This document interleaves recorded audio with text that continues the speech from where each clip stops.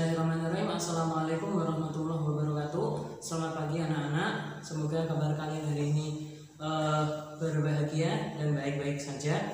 Pada pertemuan kali ini kita akan membahas bab 2 tentang temanya hidup tenang dengan kejujuran, amanah dan istiqomah. Nah, saya buka dulu materinya.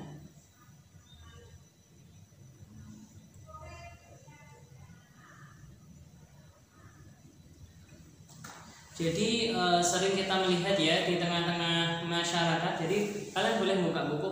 Sering kita lihat terjadi di tengah-tengah masyarakat seorang yang ketika diberi kepercayaan oleh orang lain maka dia mengkhianati amanah tersebut.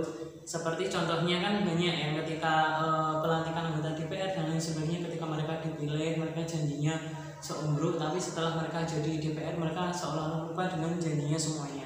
Nah, kita juga sering menyaksikan perilaku orang yang tidak konsisten atau istiqomah dalam melakukan kegiatan. Misalnya ditugasi guru, orang tersebut nggak mengerjakan PR. Terus juga melarikan kewajiban seperti sholat tepat pada waktunya. Misalnya sholat zuhurnya diundur-undur, bahkan sholat subuhnya lewat sampai dia nggak sholat subuh. Itu juga nggak benar kan? Terus di sini di halaman 17 kalian bisa melihat di sini ada beberapa poster. Satu, berani jujur hebat. Ya, jadi kalau orang jujur itu pasti hebat, dan negara kita itu pengennya arahnya itu seperti itu. Jadi manusia pinternya banyak, tapi yang jujur itu kita kekurangan. Terus di sini juga ada mbak-mbak ini atau mungkin anak-anak yang sedang melaksanakan sholat duha ya. Ini contoh istiqomah. Jadi istiqomah senantiasa membiasakan sholat duha. Dan yang gambar ketiga adalah seorang kepala lepas sambut seorang kepala yang lama dengan kepala yang baru, yaitu kepala sekolah baru yang menempati sebuah sekolah baru. Ini disebut sebagai perilaku amanah.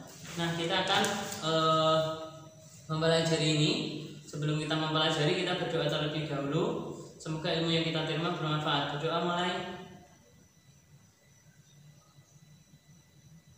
Berdoa selesai. Sekarang bab 2, hidup tenang dengan kejujuran, amanah dan istiqomah. Tujuan pembelajaran: 1. Mengetahui definisi jujur, amanah dan istiqomah. 2. Mengetahui dalil Al-Quran dan hadis tentang perilaku jujur, amanah dan istiqomah. 3. Menerapkan perilaku jujur, amanah dan istiqomah dalam kehidupan sehari-hari. Jadi kalian harus tahu 1 definisi, 2 dalil, 3 penerapan perilaku. Terus selanjutnya perhatikan cuplikan film dengan tema kejujuran sebagai berikut. Ini filmnya produksi Darul Quran ya. Jadi ini film tentang kejujuran yang mengisahkan tentang seorang siswi SMA yang sedang melaksanakan ulangan harian di tengah bulan puasa. Nah, dia itu digoda sama setan untuk berperilaku jujur atau mencontek. Selamat menyaksikan.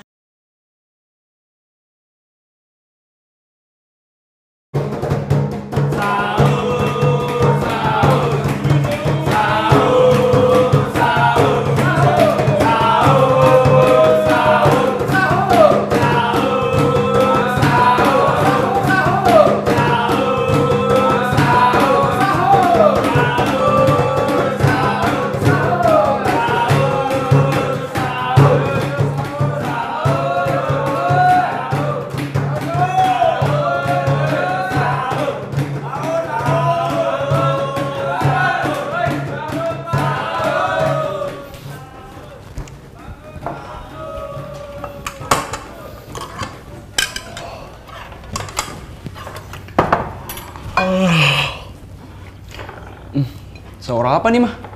Iya, mau masaknya ini aja ya. Ya udah, nggak apa-apa. Loh, ini lagi dapet. Kok nggak ikut sahur? Di kamarnya, tahu tuh pagi bener adikmu bangun. Ada ujian katanya, lagi belajar dia. Belajar? Ada aja. Telur. Boleh. Kamu nggak belajar? Aku sih udah paper, Kak. Gaya.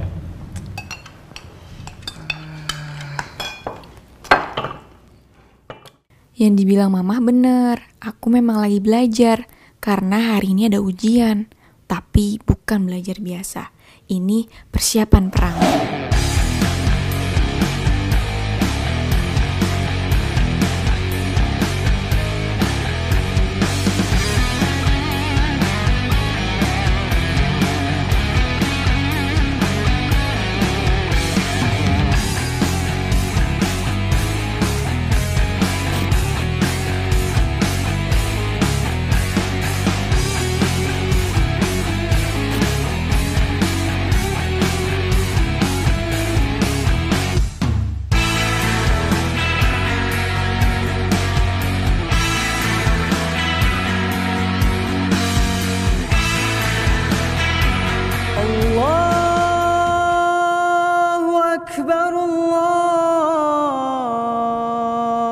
Assalamualaikum warahmatullah.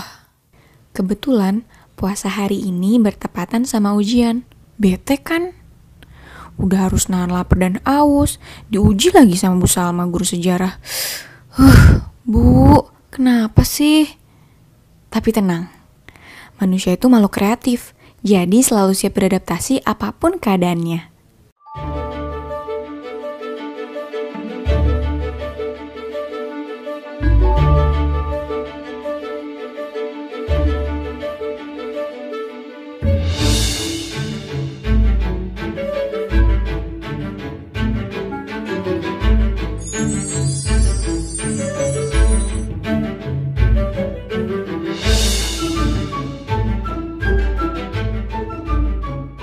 Ma, aku berangkat dulu ya. Assalamualaikum. Ngapain sih, Din? Repot-repot pakai bikin contekan. Ini zaman modern, ada handphone. Polos sekali kalau berpikir begitu. Bu Salma bukan bu guru yang semudah itu.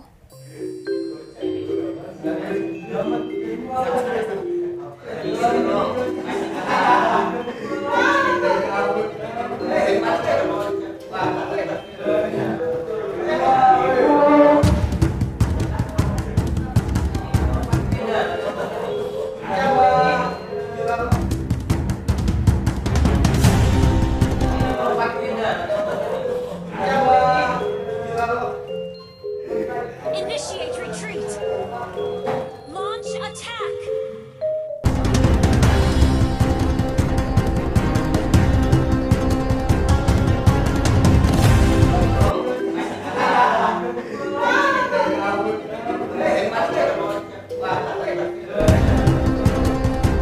Wah, Ibu Salma datang. Wah, Ibu Salma datang. Salma datang.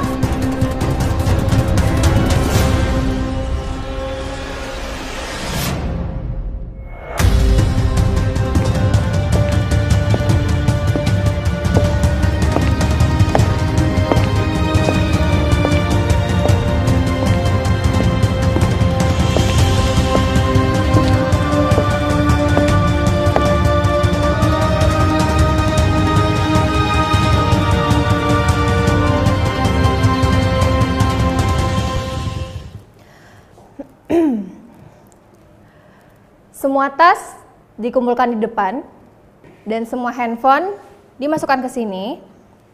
Boleh diambil ketika ujian selesai. Kalau ada yang ketahuan menyimpan handphonenya, ketahuan mencontek ataupun berbagi jawaban, tanpa ragu saya akan kasih nilai 0.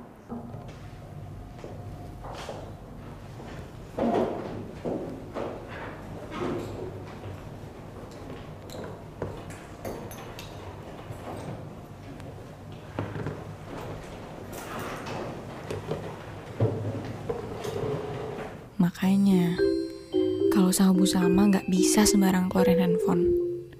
Dan karena itu juga aku punya persiapanku sendiri.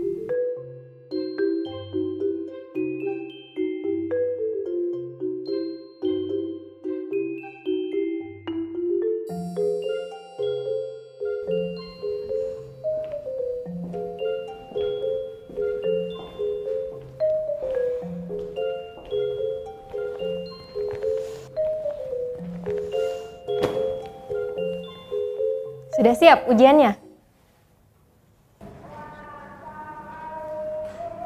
Bu, Ya, Dini. handphonenya nggak dikumpulin.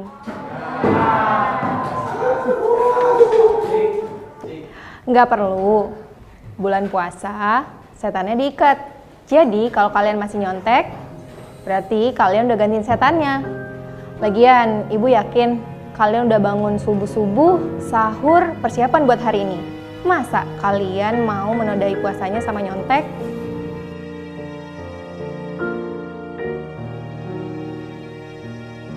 Kadang kita terlalu peduli pada hasil, sampai menghalalkan segala cara untuk mendapatkannya. Padahal ada nilai yang lebih penting dibanding yang tertera di atas kertas ujian. Nilai kejujuran, yang tanpanya nilai sempurna jadi cacat tak berguna.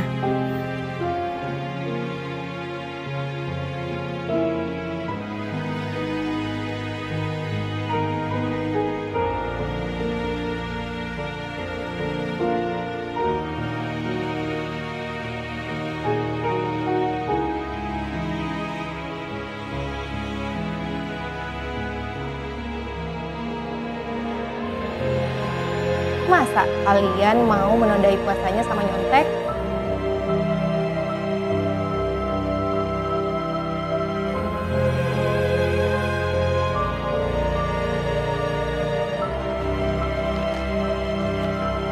Gokil sih. Segokil apa sih? Tapi Sabi susah banget kan susah. Kebetulan buat aja lagi hilang, buat asal itu udah. Tapi itu parah. Bagus kalau nilai kita. Apa lagi? Ya. Lagi.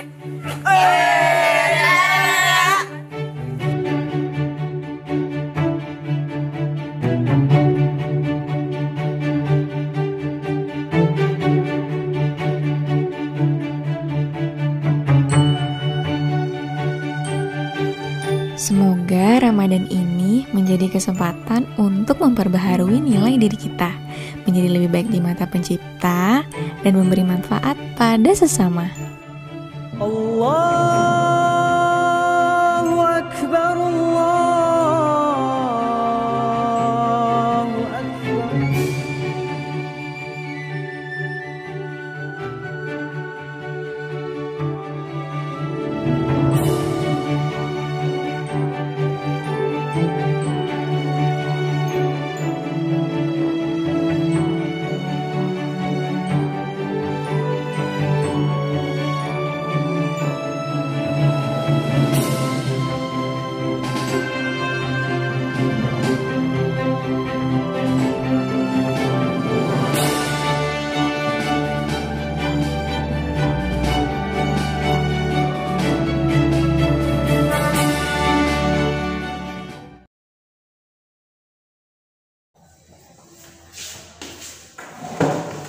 Gimana anak-anak, filmnya seru kan? Ya jadi itu konflik batinnya Dini itu pengen nyontek atau pengen enggak. Pasti ini sering kalian alamin ketika kalian sedang ulangan ya, terutama ujian semesteran. Nah biasanya kan ada yang anak-anak pinter mempunyai spesifik khusus, misalnya ada yang pinter matematika, ada yang pinter IPS, ada yang pinter PKN. Biasanya kalian itu kalau bagi orang-orang yang nggak belajar, oke, aku mengandalkanmu, kamu aja yang belajar. Tapi kalau ketika yang mengawasi itu killer, jadi kalian nggak bisa contekan nilai kalian, disaster kalian remedi. Oke.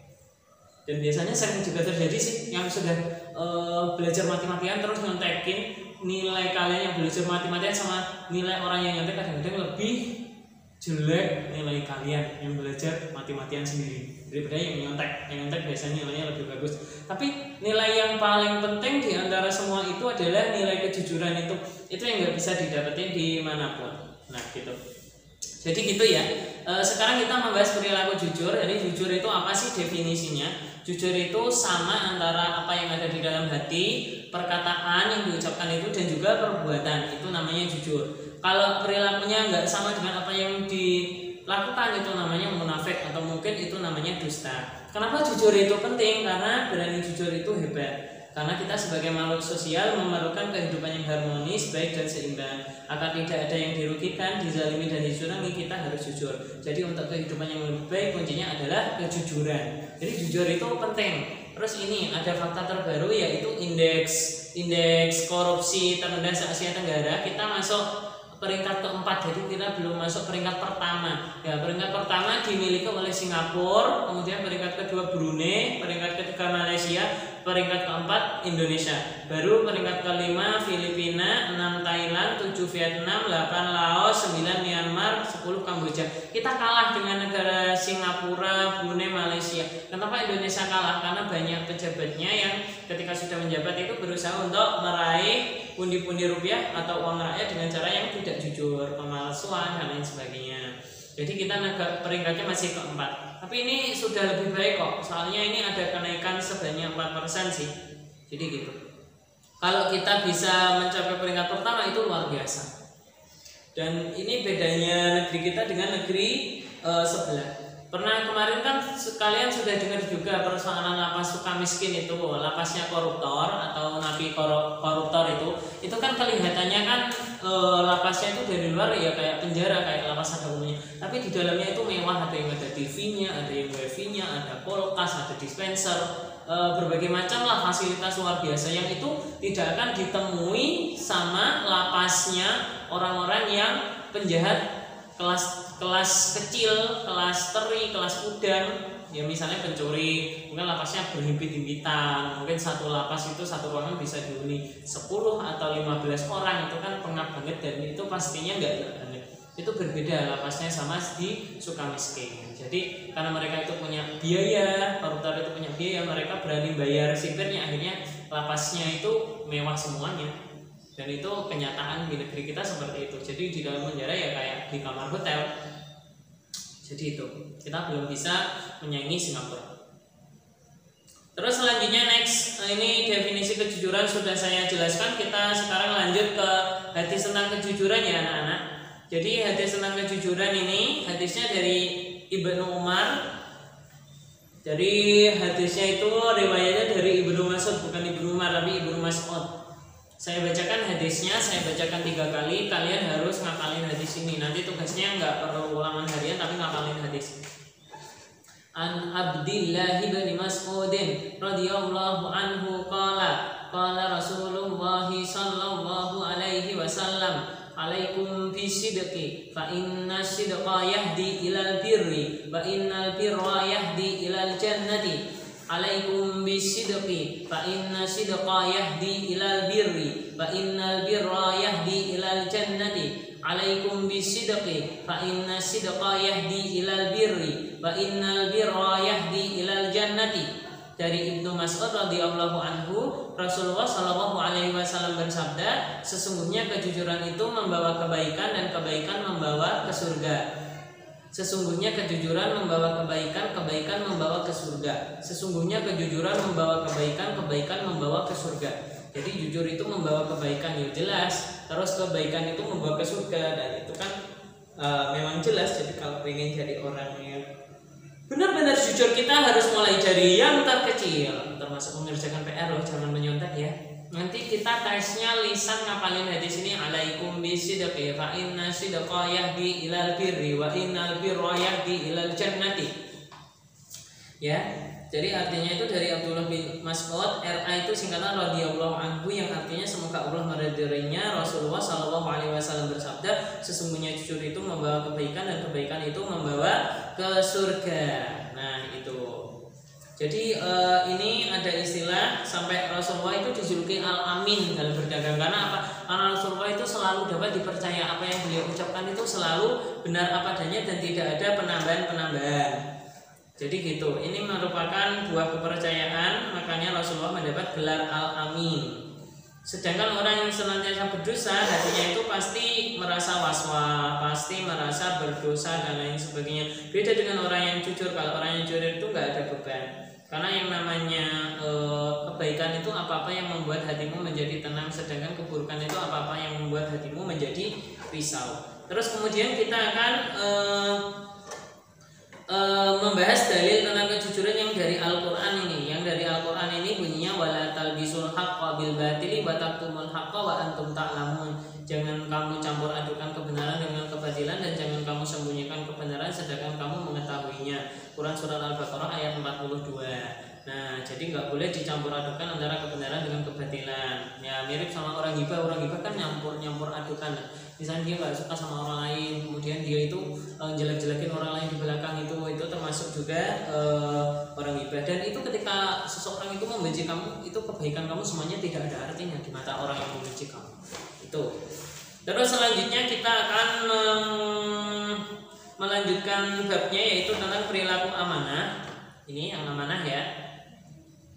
Amanah itu berarti pesan atau titipan. Contoh sederhananya adalah agen JNE yang menjaga barang online kalian sampai ke rumah dengan selamat, atau bendahara kelas yang menjaga uang kas kelas dipergunakan sebagaimana mestinya. Itu contoh amanah ya. Terus sebagai wakil Allah di muka bumi, kita wajib menjaga amanah yang dititipkan kepada kita, yaitu alam semesta dengan tidak merusak lingkungan, membuang sampah pada tempatnya dan lain sebagainya. Kan di Al-Baqarah ayat 30 telah dijelaskan bahwasanya manusia itu sebagai wakil Allah di muka bumi atau khalifah. Nah, maka dari itu kita harus menjaga perilaku diri kita dengan mencintai lingkungan. Contoh sederhana, tidak membuang sampah di sungai. Jadi buang sampahnya pada tempatnya. Bahkan kalau tadi indeks korupsi terbersih itu dimiliki oleh Singapura, kalau kamu buang yang namanya sampah di Singapura secara sembarangan, maka kamu langsung ditangkap polisinya, dan kalau pengen bebas harus dendanya itu sekitar 1.200.000 rupiah. Jadi sekitar segitu kalau dirupiahkan. Jadi di sana itu buang sampah aja dapat denda seperti itu. Jadi mereka itu memang perilaku menjaga lingkungannya luar biasa. Terus ini juga cerita dari dosen saya pernah kuliah di Australia ya.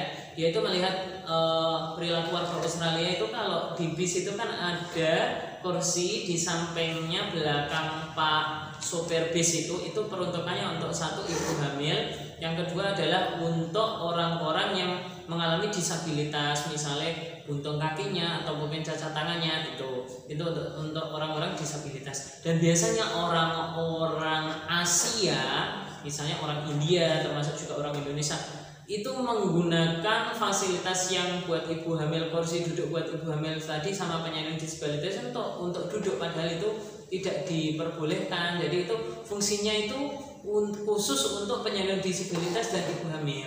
Dan itu orang-orang yang sering menyalahgunakan kursi itu biasanya orang dari Asia Selatan, India, dan diantaranya orang Indonesia juga. Sedangkan orang Australia di sana tertib orangnya. Itu perbedaan peradaban kecil antara kita dengan mereka. Contoh sederhananya seperti itu sih. Terus kita akan membahas hadis tentang perilaku amanah ya. Perilaku amanah hadisnya ini dari Ibnu Umar radhiyallahu anhu wa ani Ibnu Umar radhiyallahu anhuma anin Nabiy sallallahu alaihi wasallam qala kullukum ra'in wa kullukum mas'ulun 'an ra'iyatihi. Setiap kalian adalah pemimpin dan akan dimintai pertanggungjawaban atas kepemimpinannya. Kullukum ra'in wa kullukum mas'ulun 'an ra'iyatihi. Kullukum ra'in wa kullukum mas'ulun 'an ra'iyatihi. Setiap kalian adalah pemimpin dan akan dimintai pertanggungjawaban atas kepemimpinannya. Jadi ini nanti hadisnya juga dihafal lah, paling tidak kalian baca 3 kali atau 4 kali, soalnya ketika ulangan biasanya keluar. Terus ini jadi setiap kita itu adalah pemimpin, kita punya amanah bagi diri kita sendiri, bagi Allah, bagi sesama manusia. Maka amanah di sini itu terbagi menjadi 3 ya. 1 amanah terhadap Allah, 2 terhadap sesama manusia, yang ketiga adalah amanah terhadap diri sendiri. Amanah terhadap Allah diwujudkan melalui menjaga semua perintahnya, baik yang wajib maupun sunnah, mulai bangun tidur sampai tidur kembali. Jadi misalnya Allah memerintahkan untuk sholat 5 waktu, jadi harus tepat waktu, terutama yang subuh ya, di alarm. Alarmnya jangan dimatikan kembali, tapi alarmnya senantiasa dilihat, dibuka, terus kemudian lari ke tempat wudhu dan segera sholat subuh. Jadi jangan sholat subuhnya jangan disia-siakan. Yang selanjutnya adalah amanah terhadap sesama manusia. Contohnya ini contoh sederhana, tidak mencuri gorengan, ngambilnya 4 bayarnya 2. Ini jangan dibiasakan ya. Ini kalau kalian konsumsi barang haram, jadi kalian nanti ilmunya nggak barokah. Jadi nanti ilmunya nggak barokah, nggak manfaat, nanti cari kerjanya susah. Jadi gitu. Contohnya amanah terhadap manusia ini, misalnya kalau kalian jadi bendahara kelas, itu uangnya nggak dikorupsi, tapi dipergunakan untuk kepentingan bersama, dijaga uangnya. Terus ini dalilnya An-Nisa ayat 58, innallaha ya'murukum an tu'addul amanati ila ahliha. Sesungguhnya Allah menyuruh kamu menyampaikan amanah kepada yang berhak menerimanya. Ini amanah terhadap sesama manusia. Termasuk juga kalau jadi ketua OSIS ataupun jadi kepala RT, Pak Lurah, DPR, Menteri. Nah itu juga amanah terhadap sesama manusia. Tak boleh seenaknya sendiri, tapi harus mampu mempertanggungjawabkan amanahnya, memimpin dengan baik, terus menerima masukan dari bawahannya. Terus yang selanjutnya adalah amanah terhadap diri sendiri. Amanah terhadap diri sendiri itu contoh sederhananya diwujudkan melalui merawat diri dengan menjaga kebersihan dan kesehatan badan. Nah ini kan pandemi kan di rumah aja. Jangan lupa ketika pagi itu mandi, jangan tiduran rebahan aja. Terus ketika pagi itu antara jam 6 sampai jam 9 itu kalau orang tidur jam segitu itu rawan yang namanya serangan jantung. Jadi itu tidur yang nggak sehat. Jadi antara jam 6 sampai jam 9 usahakan kalian aktivitas, entah itu sepeda, entah itu olahraga atau apapun. Itu sebagai salah satu perwujudan untuk menjaga amanah terhadap diri sendiri. Kemudian hikmah perilaku orang yang amanah, dipercaya orang lain, mendapat simpati dari semua pihak, hidupnya sukses dan dimudahkan oleh Allah. karena dia itu dapat dipercaya orang lain, terus mendapatkan simpati dari semua pihak. Kalau kepemimpinan benar kan orang yang mendukung itu kan banyak. Contohnya Bu Susi kan, Bu Susi yang itu Menteri Perikanan yang boleh meledakkan kapal. Yang C, hidupnya akan sukses dan dimudahkan oleh Allah. Ya jelas. Terus selanjutnya kita lanjut tentang istiqomah. Apa sih istiqomah itu? Istiqomah merupakan istilah dalam bahasa Arab yang artinya itu berdiri tegak lurus atau konsisten. Jadi istiqomah berasal padanan katanya sakoma yang artinya kumpulan kaum yang berdiri dengan tekad yang mantap. Terus kemudian istiqomah bisa diartikan cara sederhananya adalah terus menerus. Apapun yang terjadi terus menerus. Contoh sederhananya adalah ketika kalian sholat, menabung, belajar. Ketika belajar itu nggak hanya ketika ulangan aja, tapi belajar itu setiap hari kalau bisa, karena kemampuan otak kita itu nggak sama kayak Google. Jadi otak kita itu kalau pengen menerima informasi itu sedikit demi sedikit. Jadi kayak orang nabung itu sedikit. Hari ini satu bab. Jadi ketika nanti ulangan itu semua ilmunya di dalam otak itu bisa masuk dan kalian nggak kerepotan melajari 6. Untuk selanjutnya kita akan mempelajari perilaku istiqomah ya. Perilaku istiqomah berarti sikap kukuh pada pendirian atau konsekuen atau paling bahasa enaknya itu terus menerus. Contoh sederhananya adalah terus menerus dalam belajar, terus menerus dalam menegakkan sholat 5 waktu, terus menerus dalam menjaga hubungan baik dengan sesama teman, keluarga, sekolah maupun masyarakat. Jadi itu contoh adanya perilaku istiqomah. Kenapa sih perilaku istiqomah itu penting? Karena perilaku istiqomah itu merupakan akhlak setiap muslim. Akhlak setiap muslim, jadi dia harus mengikuti yang namanya perilaku istiqomah itu. Dan biasanya orang yang hebat itu karakternya itu dibangun dari istiqomahnya dalam melaksanakan ajaran Islam, atau mungkin dia itu suatu sekolah bisa hebat jika dia mempunyai pembiasaan yang luar biasa.